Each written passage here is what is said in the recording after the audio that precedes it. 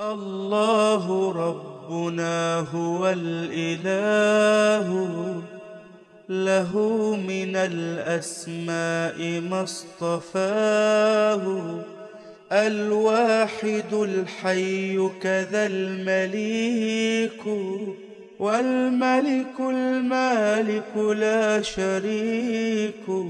أيها المصلون أيها الشباب. J'adresse ces quelques paroles aux musulmans de manière générale, mais particulièrement aux jeunes. Alors quand on parle de jeunesse dans son sens large du terme, dans le sens large du terme, eh bien on englobe ici les 14, 15 ans jusqu'aux 25, 30 ans et plus encore. Ce n'est pas parce que tu as 30 ans que tu es vieux, loin de là, tu es encore jeune. Mais je veux m'adresser à ceux qui ont passé le premier cap de la première étape de la jeunesse ou qui y sont encore, qui sont dans cette première phase de la jeunesse particulièrement. Cette phase où on se construit et où on construit aussi. Ceux qui sont dans la période de l'adolescence. Ou alors, disons de manière un peu plus précise, la deuxième étape de l'adolescence. Ceux qui ont passé les 14, 15, 16, 17, ils sont dans les 18, 19 ans. Ils sont en train de se construire et construire leur vie. C'est maintenant où les choses se jouent. C'est maintenant où leur avenir se joue. C'est maintenant qu'ils vont construire leur avenir ou détruire leur avenir. Et les parents ont beau le dire, mais il est important quelquefois qu'ils l'entendent d'autres personnes. Peut-être que l'impact sera un peu plus percutant. Mais en tout cas, il est important qu'ils prennent conscience que cette vie est une vie où Dieu ne nous a pas interdit de prendre du bon temps, de s'amuser, de prendre des plaisirs, mais il y a un temps pour tout. Il y a un temps pour s'amuser avec un cadre bien précis et qui ne t'empêche pas de vivre, de t'amuser, de t'épanouir, de vivre en société et d'échanger, d'avancer et d'évoluer, loin de là. Mais il y a un temps aussi où on doit être sérieux. Il y a un temps où on doit être dans l'adoration. Il y a un temps où on doit être dans les études.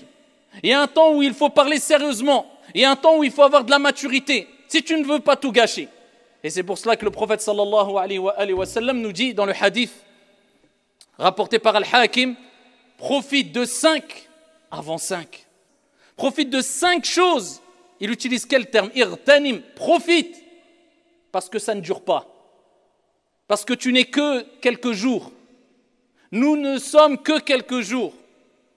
Et à chaque fois qu'un jour passe, c'est une partie de nous qui part quelque part. On se rapproche tous, on espère se rapprocher. Des projets, des espérances, des objectifs. Je vais me marier, Inch'Allah. Je vais avoir des enfants, Inch'Allah. Je vais construire, Inch'Allah. Je vais travailler, Inch'Allah. Et on l'espère. Et c'est bien d'avoir ici, d'être optimiste et de voir loin et d'avoir de l'espérance dans ce domaine-là. Mais ce qui est sûr, parce que ça, ce n'est que des probabilités. Ce qui est sûr, c'est que tu te rapproches chaque jour du jugement, du jour des comptes, de la journée où tu devras payer la note, de ta demeure dernière, si tu veux, al-qabr, sunduq al-amal, la tombe, le caisson des actions. Ce n'est pas pour que vous viviez dans une ambiance obscure et que vous vous renfermiez sur vous-même que je vous dis ça, mais c'est pour vous rappeler une réalité, afin de ne pas être trop endormi et afin de ne pas se faire avoir par notre ennemi, le diable, Ash-Shaytan. Et vous savez toutes et tous que nous avons tous un qarin avec nous, un proche qui est toujours avec nous. Un shaytan, comme le prophète alayhi salatu wassalam a dit, un diable, mais un ange aussi. L'ange nous aspire le bien et le diable fait tout pour nous tirer vers le mal. Et il utilise surtout cette période de la jeunesse. Il s'acharne contre la jeunesse parce qu'il sait que s'il détruit la jeunesse d'une personne, eh bien, fort possible qu'il a détruit toute sa vie. Donc il va s'acharner sur le jeune, sur la jeune, période où on est un peu faible, attiré par tout ce qui est amusement, tout ce qui est facilité, tout ce qui est détente. On n'a pas trop envie de travailler, de faire des efforts. C'est là où Shaitan s'acharne. Eh bien, c'est là où tu dois te souvenir du prophète alayhi salatu wassalam, du hadith, des paroles du prophète alayhi salatu wassalam. Lorsqu'il dit, profite de 5 avant 5. Et il commence par quoi? Il dit, profite de ta jeunesse avant ta vieillesse. On a besoin des gens âgés. Ce sont les gens sages, les gens doués de bons conseils, d'intelligence, de lucidité, d'expérience. Mais avant d'arriver à cette période qui est la vieillesse, eh bien on passe par la jeunesse. Et cette jeunesse-là, c'est elle qui construit, c'est elle qui fait évoluer les sociétés. C'est elle qui a une énergie que les personnes âgées n'ont pas. Cette énergie doit être une énergie positive. Profite de ta jeunesse avant ta vieillesse. Ensuite, le prophète alayhi salatu wassalam dit, profite de ta santé avant ta maladie. La santé ne dure pas. La jeunesse ne dure pas. Profite de ta richesse avant ta pauvreté. La richesse ne dure pas. Profite de ton temps libre avant ton occupation. Le temps libre ne dure pas. Et il dit alayhi salatu wassalam, et profite de ta vie avant ta mort. La vie ne dure pas. Ce n'est que des tests. Et c'est pour cela que le prophète sallallahu alayhi wa sallam, il nous dit, au jour de la résurrection, les gens ne quitteront pas l'esplanade des comptes. Il y aura les comptes. Les gens ne partiront pas de l'esplanade des comptes. Avant d'être interrogés sur plusieurs choses, et dans un hadith, le prophète, il dit, sur sa jeunesse, fima ablah, où il a usé, où il a utilisé sa jeunesse. Donc, crois pas que Dieu te laisse vaquer à tes occupations sans s'intéresser à ce que tu fais. Dieu regarde tout et tout est noté. Et ta jeunesse, elle dure qu'un moment, mais tu devras rendre des comptes sur ta jeunesse. Et abshir, réjouis-toi. Si tu réussis ta jeunesse, eh bien sache qu'au jour de la résurrection, le prophète alayhi salatu wassalam, il dit fi sahih, sab'atun yudhilluhumullahu jalla wa ala yawm al-qiyamah. 7 catégories de personnes. Dieu les ombragera de son ombre le jour où il n'y aura d'autre ombre que la sienne. Le jour de la résurrection, les gens chercheront de l'ombre. Vous avez vu, quand vous êtes dans une situation où il fait extrêmement chaud, eh bien, tu cherches de l'ombre. Mais ça, sache que peu importe le degré d'intensité de chaleur, dans tous les cas, le soleil est à des milliers de kilomètres de toi. Mais au jour de la résurrection, sache que le prophète nous a informé que le soleil sera à quelques centimètres de nous. Et les gens sueront selon la quantité de péchés qu'ils ont commis ici-bas. Eh bien, cette journée-là, les gens seront assoiffés. Les gens chercheront de l'ombre. Et il y a plusieurs catégories de personnes qui seront ombragées par l'ombre de Dieu le jour où il n'y aura d'autre ombre que la sienne. Regardez l'opportunité, regardez ce que Dieu va offrir à ces catégories de personnes. Et parmi ces catégories de personnes, le prophète alayhi salatu wassalam a dit, qui seront ombragés? Il dit alayhi salatu wassalam, shabun, un jeune, garçon ou fille, qui a grandi fi ibadatillahi azza wa jal, qui a grandi dans la ibada, dans l'obéissance, dans l'adoration de Dieu. C'est-à-dire qu'il a tout ce qui est bon, Dieu, ce qu'il lui a recommandé de bon, il s'en est pas écarté. Il a gardé cette relation avec son Seigneur, qui lui inspire le bien, qui lui recommande de s'écarter du mal, du vol, du mensonge, de l'hypocrisie, de la mauvaise fréquentation, d'opprimer les gens, de frapper, de tuer, Eh bien, il a grandi dans cette ambiance. Dans fi ibadatillah, il n'a pas lâché sa prière, il n'a pas lâché sa relation avec le Coran, avec le Coran, Kalamullahi azza wa jal, qui sera un témoin pour ou contre toi au jour de la résurrection. Eh bien, celui-là, le jeune qui a grandi dans cette adoration, sera préservé. Est-ce que les jeunes ont pris conscience de cela, qui peuvent avoir cette opportunité, ce cadeau au jour de la résurrection, donc ne gâchez pas ça? Et quelques conseils pour éviter de s'égarer chez les jeunes, et de manière générale, je dirais même le plus important, je pense, des conseils, eh bien, c'est méfiez-vous de la mauvaise fréquentation. Allah Jalla wa Ala dit dans le Coran, Al-Akhillah. Il a utilisé le terme quoi, Khalil. C'est quoi Khalil? C'est pas l'ami. C'est l'ami intime, l'ami proche. Celui avec qui tu te confies, avec qui tu te dis, celui-là c'est mon pote. Jusqu'au bout, quand il y a un problème, c'est le premier à te vendre. Celui-là, il va... Ou quelquefois, Shaitan rentre par des portes. Eh bien, Allah, il dit dans le Coran, Al-Akhillah, les amis intimes, Yawma idhin, au jour de la résurrection, eh bien, ce seront des ennemis les uns des autres. Il dira, Ya Allah, ana bari'u minhu. Ya Allah, je me désavoue de lui. Ba'da aliya. Déjà, juste un petit problème ici-bas, regardez les réactions. Ouais, ça, au jour de la résurrection. Tu vas dire, je suis ton ami. Wallahi, chacun va prendre la fuite. Nafsi, nafsi, nafsi. Chacun va se préoccuper de sa propre personne. Et c'est pour cela qu'Allah Jalla wa Ala dit, Al-Akhillah, Yawma idhin, ce jour-là, ils seront des ennemis les uns les autres. Illa al-muttaqin. Sauf qui? Sauf les pieux. Sauf les vertueux. Sauf ceux qui étaient dotés de vertus, de piété, de bon comportement. Il n'y a que ceux-là qui, ça sera bénéfique pour eux leur amitié. C'est pour ça que le prophète il dit dans Sahih Muslim, Allah Jalla wa Ala, eh bien, il permettra à ceux qui se sont aimés en son nom, en Dieu, d'être dans un endroit tel que les prophètes et les envoyés diront Ya Allah, nous on est nahnu al-anbiya wal-rusul, man haoula. Ils verront des passerelles de lumière. Mais qui sont ceux-là? Nous on est des prophètes, des envoyés. C'est qui ceux-là? Et Allah Jalla wa Ala dira Al-mutahabbouna fi jalali. Celles et ceux qui se sont aimés en mon nom glorieux. C'est-à-dire, ils ont eu un amour pas d'intérêt. Dieu n'inspire que le bien.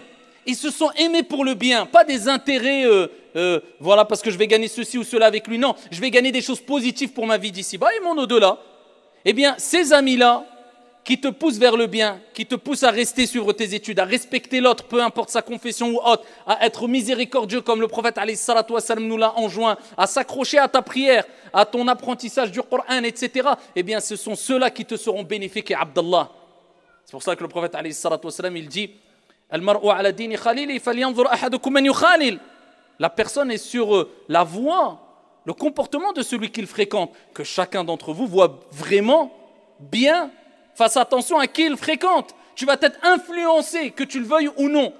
Ne dis pas non, mais moi j'ai mes convictions, je sais ce que je fais. Wallahi, t'as beau être qui tu veux, t'as beau être un pieux, t'as beau être un saint, t'as beau être. Tu fréquentes des gens mauvais, tu es obligé de d'éteindre. Et allez voir ce qui se passe dans certaines cités, sans généraliser. Une partie de la jeunesse, sans généraliser. Qu'est-ce qui a fait que, eh bien, il se passe ce qui se passe? Beaucoup finissent en prison. Beaucoup finissent tués avec une balle pour un règlement de compte. Beaucoup font des guerres de cité et de quartier. Beaucoup tombent dans le vol, dans la vente de drogue. Mais qu'est-ce qui a provoqué ça, si ce n'est la mauvaise fréquentation? Combien de jeunes étaient bien éduqués, étaient respectueux, ils se sont retrouvés dans des mauvaises ambiances, ils ont été obligés, bon gré mal gré, de suivre la mauvaise fréquentation, la mauvaise ambiance, au lieu d'être forts et de se dire écoute, notre amitié, elle s'arrête là, il n'y a pas de problème. Je te respecte, tu me respectes, mais là, d'être attiré par le mal, à me pousser à aller voler, à vendre de la drogue, à aller opprimer les gens, à aller faire ceci et cela, non, moi, je m'arrête là. J'ai des convictions, je ne suis pas bête. C'est là que ma vie se construit. C'est là où je vais construire mon avenir. Et ce que je vais faire de mal, je sais que je vais le payer. Et allez voir maintenant, aujourd'hui, dans les cités, on entend de plus en plus des règlements de compte, des jeunes qui meurent. Pourquoi? Tu es rentré dans mon quartier, tu n'es pas chez toi. Mais toi aussi, tu n'es pas chez toi. Mais tu te crois où? Et tu te prends pour qui? Allah subhanahu wa ta'ala, notre Seigneur qui a créé la terre, qui a créé les cieux, il a créé les êtres humains avec des croyances différentes. Il nous a interdit d'imposer quoi que ce soit dans le Coran à qui que ce soit. Quand il dit au prophète, est-ce à toi d'imposer la religion à qui que ce soit?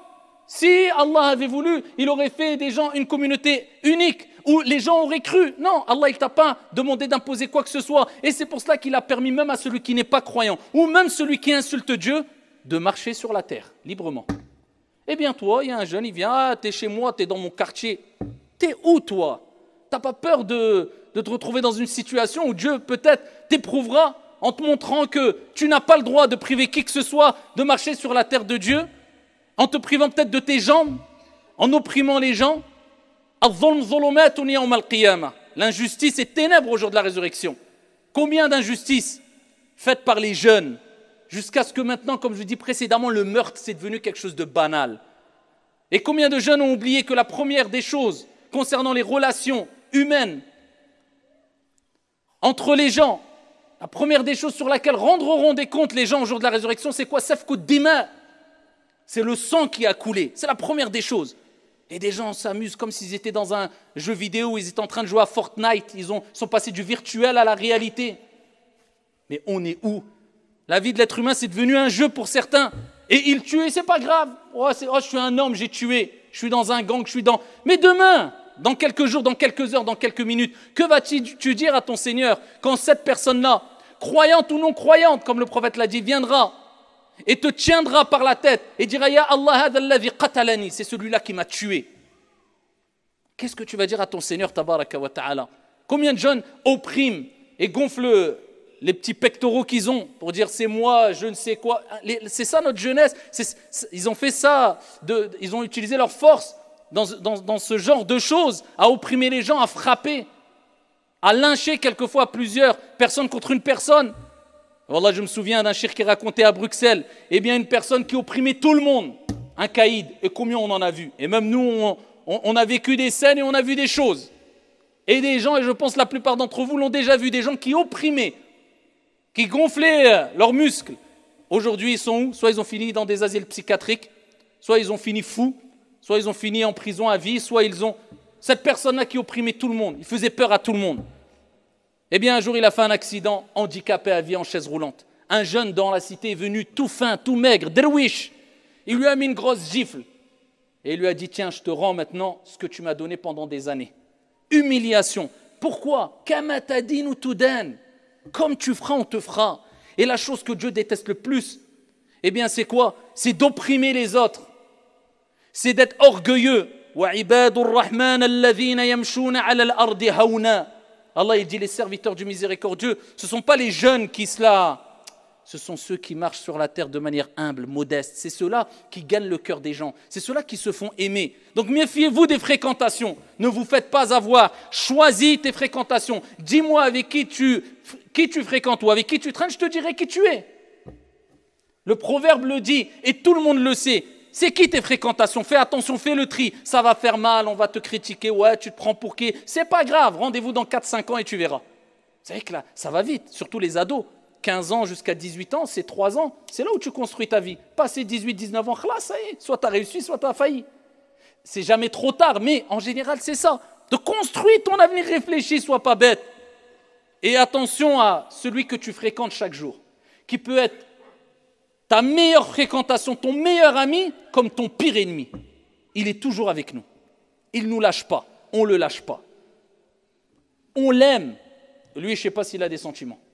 C'est le téléphone. Et qu'est-ce qu'on fait avec le téléphone aujourd'hui? Qu'est-ce qu'ils font les jeunes avec le téléphone? Maintenant, vous savez très bien, hein, nous, on a connu le téléphone qu'à, je ne sais pas, 30 ans, ou je ne sais pas comment. Maintenant, ça fait 5 ans, il a le téléphone, il rentre dans les applications, il connaît mieux que toi. Même quand tu bugs, tu appelles ton fils de 7 ans, règle-moi le problème, s'il te plaît. Le monde est dans le téléphone. Maintenant, si on ne va pas donner des outils à cette jeunesse-là pour comprendre que Dieu nous regarde, fais attention, contrôlez ce qu'ils regardent dans les téléphones, dans les réseaux sociaux. Mais qu'est-ce qui va se passer comme dégâts? Pour cela que le téléphone, ça peut être ton meilleur ami car il t'aide, il peut te venir en aide quand tu es dans une situation critique ou autre, comme ton pire ennemi. Et celui qui va t'égarer. Donc, prends en compte que même ton téléphone, c'est une fréquentation. Fais-en une bonne fréquentation. Utilise-le à bon escient et attention de perdre ton temps. Les choses vont très vite. Parmi les recommandations, eh bien, je dis aux jeunes que la colère d'Allah Azza wa Jalla, elle est dans la colère des parents et la satisfaction d'Allah est dans la satisfaction des parents, comme le prophète alayhi salatu wassalam a dit. Wallahi, aujourd'hui, quand on voit le manque de respect qu'il y a des jeunes vis-à-vis de leurs parents, on se dit c'est normal qu'ils ne respectent ni leurs professeurs, ni la société, ni les gens dans les quartiers, ni les personnes âgées. Son père et sa mère, à peine, il lui dit bonjour, assalamu alaikum. À peine, il lui dit merci quand ses parents lui rendent un service. À peine, il sourit à ses parents. Et je passe ceux qui, Allah il dit fala taqul lahuma ouf, ne leur dis pas ouf. C'est un grand péché. Je ne parle même pas de ceux qui insultent leurs parents ou oh tu me saoules. À 8 ans, 10 ans, oh c'est bon. Oui, mais c'est bon. On en est où, ayyuhal akhyar? Ici, si on a cassé ce respect entre les parents, vous espérez une seconde que votre enfant va respecter son enseignant à l'école, va respecter une personne âgée? Nous, juste à notre époque, alors que déjà nous, on manquait beaucoup de respect. Mais déjà nous, à notre époque, on voyait juste quelqu'un de plus âgé, on avait honte, on baissait la tête. On était mal à l'aise. Maintenant, c'est la personne âgée, quand il parle avec des jeunes, il est mal à l'aise. Le jeune, même il a 10 ans, il est très à l'aise. Même pas souriant, même pas rien du tout. Zama, je suis, je ne sais quoi. On en est arrivé là. Wallah, si on ne remet pas les pendules à l'heure, si on ne reprend pas un réglage convenable, ça risque de créer des dégâts. Et là, je m'adresse aux parents car ils ont une part de responsabilité, mais aussi aux jeunes. On est en période de vacances, je profite, je sais qu'il y a des jeunes et qui ne sont pas bêtes et qui réfléchissent. Eh bien, prenez ces recommandations, pas comme une morale qui vous saoule, mais comme des conseils qui seront bénéfiques pour votre vie d'ici-bas et éternellement, Inch'Allah, et vous ne le regretterez jamais. Et nous, on a vu combien de jeunes avec qui on était, 30 ans sont passés, 40 ans sont passés, ils n'ont pas pris le droit chemin, ils ne se sont pas rangés. Tu vas les voir aujourd'hui, même endroit, même emplacement, toujours dans les mêmes délires malheureusement. Rien n'a changé, rien n'a bougé. Alors que l'autre personne, peut-être en 5 ans, il s'est marié, il a eu des enfants, il a construit, il a acheté, il a travaillé, il a... Est-ce que tu compares le bien et le mal? N'oublie jamais que Shaitan fera tout, surtout quand tu es jeune, pour t'égarer. Parce qu'il se dit, si je rate maintenant, ça sera difficile après. Mais si je réussis maintenant, eh bien, j'aurai tout gagné parce que c'était le moment où c'était le plus facile de l'égarer. Accrochez-vous à vos études. Allez voir dans d'autres pays, qu'est-ce qui se passe? Ils font des 2 heures de marche. Ils passent par des jungles. Ce n'est pas des bobards ce que je vous raconte. Hein. Allez voir même dans des pays du Maghreb, comment ils galèrent, Msakin, pour arriver dans une classe quand c'est l'hiver. Il n'y a pas de chauffage, hein, comme ici. Et les études, ce n'est pas le confort qu'on a aujourd'hui. Et la gratuité que vous pouvez avoir. Et les aides que vous pouvez avoir. S'ils avaient ça, mais ça ne serait pas des médecins, des chirurgiens, mais ça serait... Mais là, aujourd'hui, quand on voit des jeunes qui sont juste au lycée, on est content. Ah, Bada, il a été jusqu'au lycée. Vous imaginez, la barre, elle a été mise où? Les Arabes ont inventé les chiffres, ils ont inventé le zéro. Nous, aujourd'hui, illa man rahimallah, sauf à celui à qui Allah a fait miséricorde, on a l'impression qu'on n'a pas passé la barre des zéros. Et je ne veux pas faire, la communauté est égarée, il n'y a pas de bien dans la communauté. Non, il y a un grand bien dans la communauté. Chez les musulmans, chez les gens de manière générale, tu trouveras du bien et du mal. Mais c'est une réalité. On ne met plus assez la barre haute. On ne profite plus des bienfaits que Dieu nous a donnés. À travers les études, accrochez-vous à vos études, c'est votre avenir. Vous, aujourd'hui, vous avez vos parents qui s'occupent de vous. Vous avez l'impression que ça sera toujours aussi facile. Non, demain, eh bien, vous serez confrontés à la vie. Et là, il faudra travailler, arracher un poste si tu le veux vraiment. On ne va pas tout te servir sur un plateau. Réfléchis, tu as 2-3 ans pour te donner à fond et pour prendre un bon envol. Et il y aura des turbulences, c'est tout à fait normal. Mais Inch'Allah ta'ala, si tu es ferme et si tu restes droit dans tes bottes et si tu comprends qu'est-ce que c'est que les priorités, tu réussiras, Inch'Allah tabaraka wa ta'ala. Accroche-toi à ta prière. La félicité, elle est aussi dans la religion, bien sûr. Elle est dans ta prière, dans ta relation avec Dieu. On a été créé pour vivre, s'épanouir, pour s'amuser, pour être sociable, pour et surtout pour adorer notre Seigneur tabaraka wa ta'ala. Et le meilleur acte d'adoration pratique, c'est salat. Accroche-toi à ta prière. Au Coran, combien de jeunes ils ont des capacités, on les voit même ici. 12-13 ans, wallah, ils t'apprennent 1 page par jour facilement. Tellement paresseux, tellement qui sont occupés à regarder des 3 heures de vidéos sur YouTube d'une personne qui est en train de regarder un kebab pendant 48 heures. Certains jeunes, ils se reconnaissent. Hein, que tu lui dis, reste 20 minutes, fais un petit effort, apprends le Coran, ça va travailler tes méninges. Ton cerveau, c'est la clé de l'ilm. Si quelqu'un apprend facilement une page de Coran, t'inquiète pas, ses leçons, il va les retenir facilement. Eh bien, je peux pas. Pendant 1 an, il reste avec une demi-page de Coran qu'il a pris alors qu'il pourrait faire beaucoup plus. Réveillez-vous. C'est ça, c'est dans cela qu'est la réussite. Et ce n'est pas dans autre chose. Donc accrochez-vous à votre prière, respectez, apprenez à respecter les autres si vous voulez être respecté. Et repentez-vous auprès d'Allah Azza wa Jalla. Et peu importe les péchés que vous avez faits, ne désespérez jamais de la miséricorde d'Allah. Allah dit dans le Coran, قُلْ يَا عِبَادِيَ الَّذِينَ أَسْرَفُوا عَنْ أَنفُسِهِمْ عَلَى أَنفُسِهِمْ لا تقنطوا من رحمة الله إن الله يغفر الذنوب جميعا إنه هو الغفور الرحيم. Oh vous mes serviteurs qui avez commis des excès à vos propres détriments, ne désespérez pas de la miséricorde d'Allah Azza wa Jal. Allah pardonne tous les péchés. Allah Azza wa Jal, c'est le pardonneur, celui qui accepte le repentir. Juste repens-toi sincèrement. C'est quoi repentir? Se repentir, regretter ce que tu as fait. Avoir la ferme résolution de ne plus recommencer. Délaisser le péché et réparer le péché si tu as fait du mal à quelqu'un en lui disant pardon.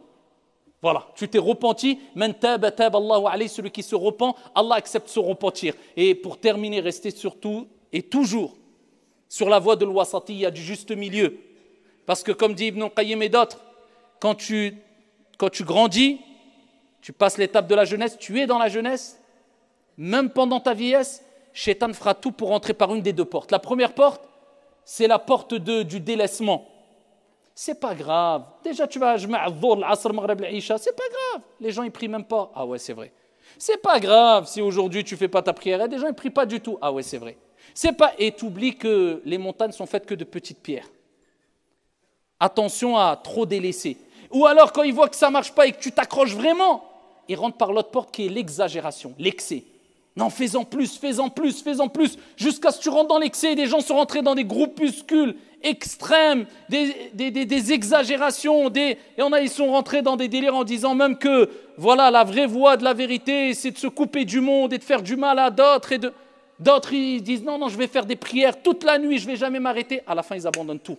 Et regarde les conséquences de ces gens-là, ils n'ont rien construit, ni pour eux, ni pour leur entourage. Regarde juste les conséquences.